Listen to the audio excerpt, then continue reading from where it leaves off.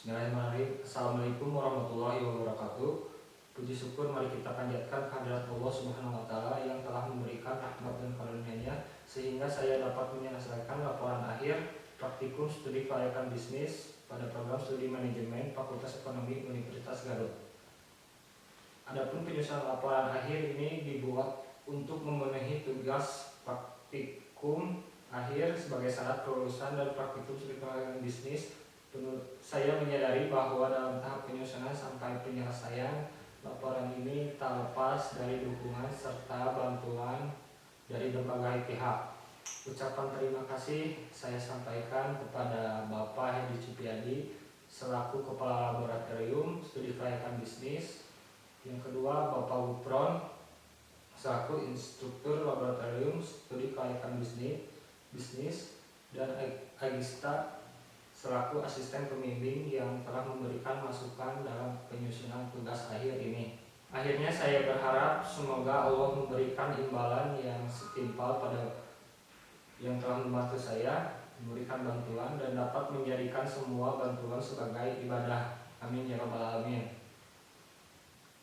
Untuk tugas akhir dalam studi kelayakan bisnis, di sini saya mengambil plat badge, yaitu nama usaha yang didirikan, yaitu usaha di bidang kuliner khususnya cemilan, di mana usaha tersebut diberi nama plat badge, artinya nama produk tersebut yaitu menggigit gigitan. Maksudnya konsumen yang menggigit snack atau cemilan tersebut rasanya ingin terus menggigitnya. Dengan kata lain, konsumen akan merasa ketagihan karena dengan itu satu gigitan akan memberikan suatu kesan yang berbeda dari makanan yang lainnya. Bidang usaha. Jenis usaha yang saya jalankan yaitu di bidang manufaktur. Karena usaha ini mengolah bahan baku menjadi barang, kemudian produk tersebut dijual ke konsumen sesuai dengan permintaannya. Sifat usaha yang saya dirikan, sifat usaha ini akan berjalan yaitu bersifat followers. Karena usaha ini memang sudah ada di Garut, tetapi produk yang saya buat berbeda dengan biasanya, di mana produk sus kering yang sudah ada biasanya berisi coklat, tapi dengan adanya produk Cloudbird yang saya buat, saya berinovasi untuk membuat sus kering yang berisi rasa lain. Misalnya green tea, red velvet, tiramisu, dan lain sebagainya.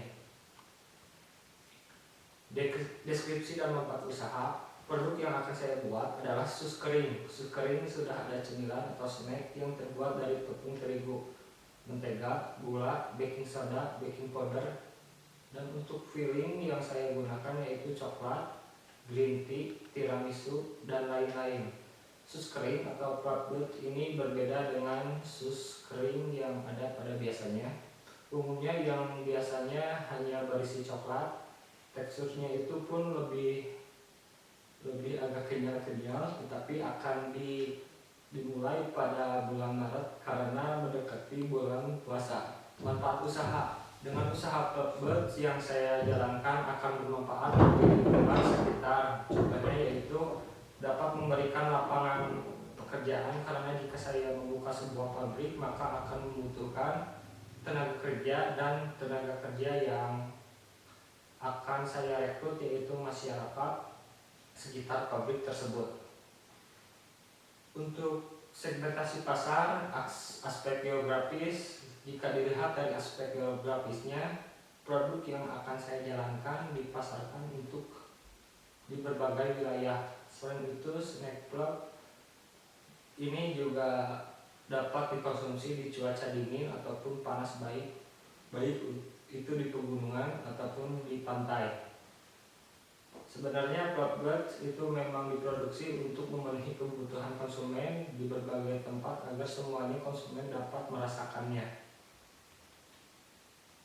Tempat untuk usaha Cloudbird yaitu di Tarogong, tepatnya di sepanjang jalan toko-toko. Target pasar. Untuk target pasar, segmentasi yang saya tuju, sus kering Cloudbird ditargetkan dalam aspek demografis, yaitu produknya yang bisa dikonsumsi oleh semua kalangan atau berbagai usaha baik balita, anak-anak, dewasa sampai orang tua. Karena teksturnya yang renyah dan gampang, usaha ini dikonsumsi dan bahan digunakannya pun halal sesuai dengan syariat Islam. Maksudnya dalam menerapkan syariat Islam itu dalam makanan, yaitu mengidentifikasi keunggulan kompetitif. Yang kedua, makanan terjamin halal, menggunakan bahan-bahan premium, renyah dan gurih, tahan lama, memiliki banyak varian rasa, toppingnya penuh, bisa dijadikan cemilan gift atau hadiah, harganya juga terjangkau, bahan baku mudah didapat, bisa juga dikonsumsi semua kalangan, kemasannya juga unik, memilih kompetitif dan usaha kelimpuh. Menilai kekuatan dan keuntungan dari pesaing. Kekuatan dari Larissa Bakery. Larissa Bakery adalah toko kue dan cemilan yang berdiri sudah lama. Selain itu, toko ini sudah memiliki banyak cabang selain di Garut, dan pelanggannya pun sudah ada di mana-mana. Di produk kedua dari pesaing ini adalah Golden Rose. Golden Rose adalah toko yang sama ini dengan toko Larissa, yaitu toko yang sudah berdiri lama. Selain itu, tempatnya yang strategis di perkotaan yang mempermudah konsumen untuk membelinya dan memiliki rasa yang enak. Yang ketiga ada produk dari 3 bintang. 3 bintang ini adalah merek sus kering yang sudah terkenal, tetapi dipasarkannya melalui toko-toko grosiran. Harganya pun relatif murah dibandingkan dengan Larissa dan Golden Rose. Untuk kelemahan dari produk Larissa, yaitu pelayanan yang diberikan Larissa Bakery kurang ramah. Terkadang pelanggan yang membeli pun kurang puas dengan pelayanannya tersebut. Harganya yang cukup mahal, hanya memproduksi sus coklat. Kelemahan dari produk Golden Rose yaitu menjual produknya dengan harga yang sedikit mahal dibandingkan dengan toko kue lainnya. Hanya memiliki varian rasa coklat dan stoknya pun terbatas. Dari produk 3 bintang, yaitu kelemahannya adalah apabila dilihat dari kemasannya memang kurang menarik, karena penjualannya pun di toko grosiran hanya memiliki varian rasa coklat apa saja. Untuk perencanaan lokasi pabrik studi kelayakan bisnis, yaitu dengan mempertimbangkan faktor-faktor yang berkaitan dengan kemudahan konsumen membeli produk dan optimalisasi profit perusahaan. Di antaranya yaitu 1. Letak konsumen yang potensial. Yang kedua, sumber tenaga kerja juga di lingkungan sekitar. Yang ketiga, fasilitas transportasi. Yang keempat, fasilitas untuk produksi. Yang kelima, letak bahan baku utama. Yang keenam, lingkungan masyarakat sekitar lokasi berpengaruh terhadap daya beli konsumen. Yang ketujuh, pemilihan tempat yang strategis, artinya ramai pengunjung dan mudah dijangkau oleh masyarakat sekitar. Maka dari itu, produk Blackbird memilih sejumlah lokasi yang akan dianalisis untuk menentukan lokasi yang layak untuk memasarkan produk. Denda sini yaitu di Jalan Pahlawan, Kabupaten Garut. Berikut adalah untuk mendirikan produksi Blackbird ini, yaitu usaha sus kering Blackbird ini, yaitu menciptakan makanan yang baru sebagai salah satu UKM di Indonesia, mencari keuntungan yang optimal yang diharapkan oleh perusahaan dari menciptakan lapangan kerja bagi masyarakat sekitar. Di sini juga saya menerapkan dalam usaha itu manajemen risiko yang sebaik-baiknya. Jadi kenapa saya menerapkan manajemen risiko sebaik-baiknya? Karena risiko itu adalah suatu ketidakpastian. Untuk menentukan tempat, lokasi, seharusnya saya bisa meramalkan bahwa itu adalah memang minim dari resiko. Nah, jadi artinya dalam manajemen risiko adalah suatu keadaan ketidakpastian di mana jika terjadi sesuatu yang tidak dikehendaki itu akan menimbulkan kerugian.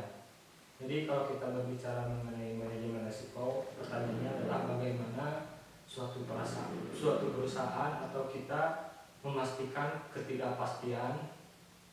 Untuk kesimpulan studi kelayakan bisnis yang saya rencanakan dan proses studi kelayakan bisnis yang dijalankan dari beberapa aspek, maka hasil yang diraih aspek tersebut mengenai usaha produktif sebagai berikut, yaitu dari aspek pasar pemasaran dapat melakukan segmentasi target dan posisi produk perusahaan yang akan dijual.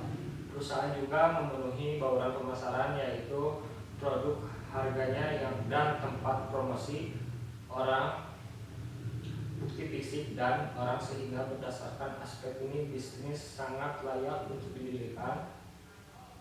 Dari aspek teknis dan teknologi, usaha ini memberikan pelayanan yang baik dan berdasarkan aspek ini bisnis layak untuk didirikan. Dan dari aspek manajemen menggunakan bentuk organisasi garis, yaitu bentuk organisasi yang menghubungkan langsung antara atasan dan bawahan. Dari aspek SDM, sumber daya manusia, dapat dipenuhi sesuai dengan kebutuhan kerja, sehingga pada aspek ini bisnis yang bisa dikatakan layak untuk didirikan. Dan dari aspek keuangan, perhitungan PWP, perhitungannya sudah dapat memenuhi dari IRR perusahaan, sudah melebihi persentase nilai pinjaman modal, sehingga berdasarkan aspek ini bisnis dapat layak untuk didirikan. Sekian mungkin pemaparan dari saya, mohon maaf bila ada kesalahan. Assalamualaikum warahmatullahi wabarakatuh.